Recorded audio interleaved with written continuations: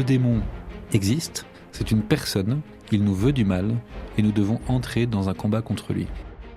Une des deux techniques du démon, la première c'est de nous faire croire qu'il n'existe pas, puis la deuxième c'est de nous faire croire qu'il est plus puissant que Dieu. En ce temps de carême, revêtons l'équipement de combat donné par Dieu. Chaque semaine sur RCF en Normandie, Dom Pierre Doat, recteur du sanctuaire du Mont-Saint-Michel, nous propose de relever ensemble le défi du combat spirituel.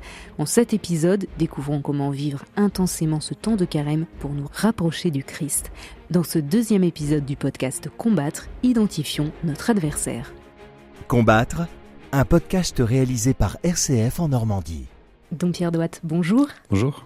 Nous vous retrouvons pour ce deuxième épisode consacré au combat spirituel. Lors du précédent épisode, vous nous expliquiez pourquoi il fallait entrer dans ce combat.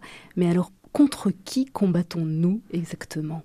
Alors, d'après ce que nous dit Jésus et d'après ce que nous disent les Écritures d'une manière générale, c'est que l'adversaire, notre adversaire dans le combat spirituel, c'est le démon. C'est cet être créé par Dieu, bon, comme tous les anges l'ont été, qui a choisi de se détourner de sa source, de se détourner du Créateur, un petit peu comme Adam et Ève l'ont fait. Sauf que le démon étant un ange, les conséquences de cette trahison sont plus définitives et plus graves pour lui. En tout cas, ce qui est sûr, c'est qu'il est entré dans une détestation de Dieu et une détestation de tout ce que Dieu veut. Et ce que Dieu veut pour nous, c'est la communion avec lui. Donc l'objectif du démon, c'est d'empêcher cette communion avec Dieu pour les hommes. Donc le démon nous veut vraiment du mal, on peut dire. Il nous veut du mal, exactement. Et alors, il nous veut du mal, il déteste tout ce que nous représentons. Et il nous veut du mal en particulier de la dignité que notre nature a acquise du fait que Dieu s'est fait homme en Jésus. En réalité, pour comprendre cette haine que le démon a pour nous, on peut s'inspirer d'un petit verset du livre de la sagesse qui dit que c'est à cause de la jalousie du démon que le mal est entré dans le monde. On dit souvent que le péché du démon, c'est un péché d'orgueil, et c'est vrai, mais c'est un péché d'orgueil accompagné d'une jalousie profonde envers l'homme, puisque Dieu a choisi de rejoindre sa création, non pas à travers un ange, mais à travers l'humanité. Et qu'en plus, en se faisant homme, en mourant pour l'humanité, en ressuscitant, en montant au ciel avec son corps, eh bien, Jésus a en quelque sorte surélevé la nature humaine au-dessus de la nature angélique. Alors que par nature, nous sommes inférieurs aux anges. Les anges sont en tout point, ils nous sont supérieurs. Mais ce qui fait une grosse différence, c'est que Dieu s'est fait homme en Jésus, si bien que du point de vue de la grâce, nous sommes rendus supérieurs aux anges. Et ça, c'est cette jalousie-là qui fait que le démon nous en veut et qu'il déteste ce que Dieu veut faire de nous et ce que Dieu fait de nous à travers son Fils. Mais est-ce que le démon existe vraiment ou bien c'est une image, quelque chose de symbolique ? C'est quelque chose que malheureusement on peut entendre parfois. Alors je donne crédit aux gens qui utilisent ce genre de formule de vouloir dire des choses intéressantes, mais cependant on ne peut pas passer à côté non seulement des Écritures, mais aussi de l'enseignement de l'Église. Bon, c'est une petite polémique qu'il y avait il y a quelques mois après l'élection du pape François. Un prêtre assez connu, ayant une autorité morale au moins assez importante dans l'Église universelle, avait dit « Mais finalement, le démon, est-ce que ce ne serait pas juste l'idée que nous nous faisons du mal ?» C'est des choses qu'on peut entendre parfois, qu'en fait le démon, c'est pas un être personnel. Le démon, en fait, c'est nous qui lui donnons une sorte d'incarnation à travers le mal que nous faisons. Le problème avec ce genre d'affirmation, c'est qu'elle ne résiste pas déjà au témoignage des Écritures, et puis elle ne résiste pas non plus au témoignage de la foi depuis 2000 ans. Et le pape François, assez discrètement, assez finement, comme il savait le faire, quelques jours après cette interview qui avait fait grand bruit, au cours d'une homélie qu'il avait prononcée à Sainte-Marthe, en profitant d'un évangile qui parlait d'un exorcisme que Jésus fait, parce que Jésus fait des exorcismes, donc ça veut bien dire qu'il se passe quelque chose. Il y a un dialogue dans les Écritures, il y a des dialogues entre le démon qui s'exprime et Jésus. Donc à moins de ne pas faire confiance aux Écritures, c'est un peu compliqué de dire que le démon n'existe pas vraiment.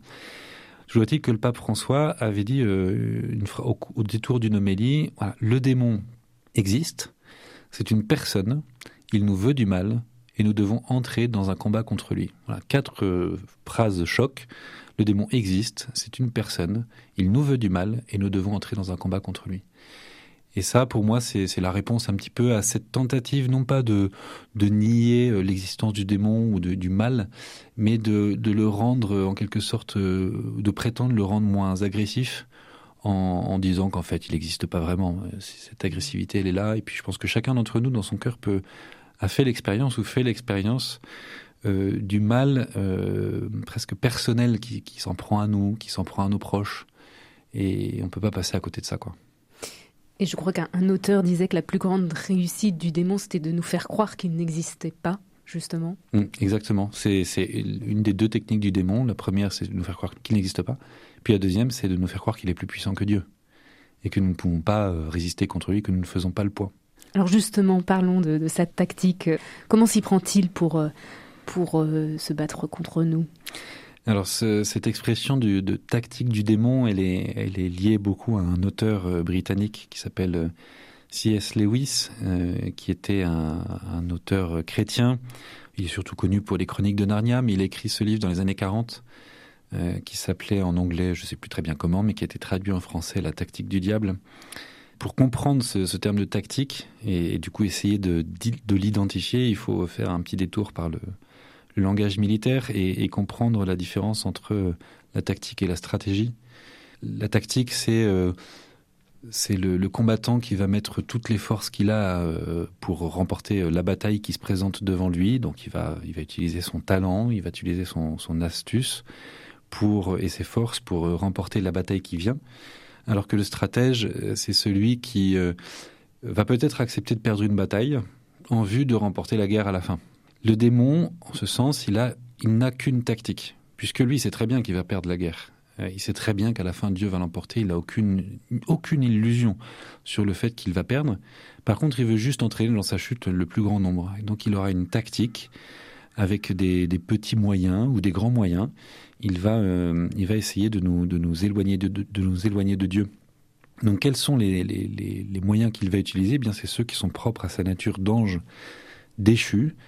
C'est-à-dire qu'il va utiliser les tentations, les suggestions mauvaises. Il va inspirer à nos âmes et à nos intelligences, plutôt à nos intelligences et à nos esprits, des images, des pensées qui vont consister à nous éloigner de la source de la vie. Je trouve que la façon dont Jésus dit que le démon est un assassin décrit quelque chose de la tactique. C'est-à-dire qu'un assassin, c'est quelqu'un qui agit de manière cachée, qui prépare son coup, qui va attaquer lâchement, qui va attaquer sur les points de faiblesse et non pas sur les points forts. Voilà, un assassin, c'est quelqu'un qui prépare son coup et qui s'y prend bien pour arriver à ses fins. Voilà. Nous sommes des combattants, et les anges aussi sont des combattants à nos côtés. Et le démon, c'est un guerriero, c'est un assassin. Il agit dans l'ombre, il agit sur les points faibles. Justement, sur les points faibles, les points faibles ne sont pas les mêmes selon les personnes. Il faut aussi identifier chez nous tous ces points faibles. Exactement, une image qui est souvent utilisée dans la tradition spirituelle, c'est celui de la citadelle assiégée. Notre âme est comme une citadelle qui a ses fortifications, mais qui a aussi ses points faibles, ses points moins solides, qui font que toute la citadelle peut être mise en danger si on ne fait pas attention à ses points faibles. Et c'est pour ça que le démon ne s'y prend pas de la même manière avec chacun d'entre nous, et il ne va pas utiliser les mêmes techniques, les mêmes tactiques pour parvenir à ses fins. C'est à nous, et c'est un des objets du combat spirituel, même la première étape du combat spirituel, c'est d'identifier ses points faibles, d'avoir cette lucidité sur les points faibles qui sont les nôtres. Alors chez certains, ça sera l'orgueil, chez d'autres, ça sera la luxure, chez d'autres, ça sera le mensonge, chez d'autres, voilà. Et le démon, lui, il les connaît parce que il nous voit évoluer, il connaît vraiment très bien nos points faibles. Tant qu'on n'a pas le courage de les identifier et du coup de renforcer un petit peu nos défenses à ce niveau-là, eh bien tout l'édifice de notre âme est en danger en réalité. C'est pour ça qu'on a des témoignages, y compris dans la vie des saints, de personnages qui à un moment se sont fait avoir sur des trucs qui semblent très bêtes, très idiots, parce qu'ils n'avaient pas eu cette attention à préserver leur âme de telle ou telle faiblesse qui les caractérisait. Quelle est la différence entre la tentation et le péché ? Alors la tentation, c'est ce qui précède le péché, c'est-à-dire c'est la façon dont le démon va nous insinuer le désir du mal en nous. La tentation, c'est ce qui précède l'acte. Entrer en tentation n'est pas un problème. C'est ne pas résister à la tentation qui devient un problème. Mais la tentation, c'est le commun, ça arrive quotidiennement. Et pourquoi justement Dieu nous laisse-t-il entrer en tentation ? Nous lui demandons quotidiennement dans Notre Père de ne pas nous y laisser entrer, de ne pas permettre que nous y entrions, parce que quand on entre dans la tentation, ça veut dire qu'on commence déjà à être affaibli. Si Dieu permet, c'est parce que déjà Dieu qui nous a créés sans nous ne veut pas nous sauver sans nous. Le fait de traverser la tentation, le fait de faire l'expérience de la tentation est la condition pour que notre salut soit aussi le résultat de notre participation et de notre collaboration à l'œuvre de Dieu. Donc si Dieu le permet, c'est en vue de manifester sa gloire à travers nous et en vue de nous donner la possibilité aussi de participer à notre propre salut. Sans quoi le salut serait une réalité imposée par Dieu et non pas choisie par l'homme. Alors on parle depuis le début de cet épisode de l'adversaire qui est le démon, mais une autre personne contre qui on doit se battre, n'est-ce pas nous-mêmes ? Si, alors saint Paul prend plaisir régulièrement à évoquer le vieil homme, ce qu'il appelle le vieil homme, c'est-à-dire l'homme qui n'a la partie de lui qui ne veut pas être racheté ou qui refuse encore d'être racheté, d'être sauvé par le Christ. On dit souvent qu'on est notre premier adversaire, et c'est vrai, notre premier adversaire reste fondamentalement le démon, hein. Mais donc juste après lui, il y a nous et notre lâcheté parfois, ou notre difficulté à oser entrer dans le combat spirituel. Il n'y a pas très longtemps, il y a un monsieur, une 60aine d'années, qui m'a dit, c'était touchant d'ailleurs, mais qui m'a dit non mais moi je sais qu'il faudrait que je change telle chose, mais je vais attendre de vieillir encore un peu. J'ai trouvé ça touchant, cette simplicité, et en même temps je n'ai pas pu m'empêcher de lui dire, mais attendez, pourquoi demain et pas aujourd'hui ? Puisque vous voyez que ça vous fait du mal, puisque vous voyez que ça vous détruit, pourquoi ne pas arrêter maintenant ? Et voilà, je pense que c'est en ce sens qu'on est quand même d'une certaine façon notre premier adversaire. Voilà, cette difficulté que nous avons à nous laisser aller à Dieu, en fait, à nous abandonner à Dieu, à son action. Mais c'est aussi une tentation du démon de nous inciter à repousser justement ces bonnes résolutions. Lui, il est ravi quand il voit que nous remettons au lendemain une conversion que nous pouvons obtenir le jour même. C'est sûr qu'il est ravi parce que demain, il y aura autant de raisons de la repousser au lendemain. Donc ça l'arrange beaucoup, et c'est vrai qu'il nous incite à ça, à cette espèce de nonchalance spirituelle. Mais c'est pour ça aussi que l'exercice du carême est le bienvenu pour tous les chrétiens, parce que si on n'avait pas, là je parle en mon nom, mais si je n'avais pas chaque année cette invitation communautaire en plus à vivre un temps de conversion, je pourrais, comme ce monsieur, dire « Oh, ça peut attendre », ou telle chose, tel travers que j'ai, après tout, quand je me regarde, je me désole, mais quand je me compare, je me console. Et du coup, c'est pas si mal, je suis pas si mal que ça après tout. Merci Dompierre de nous avoir permis d'identifier notre adversaire. La prochaine fois, nous identifierons nos alliés. C'est tout aussi précieux. Merci beaucoup, à la semaine prochaine. Merci. C'était Combattre, un podcast réalisé par RCF en Normandie. Si ce podcast vous a plu, n'hésitez pas à vous abonner et à le partager autour de vous à d'autres chercheurs de Dieu.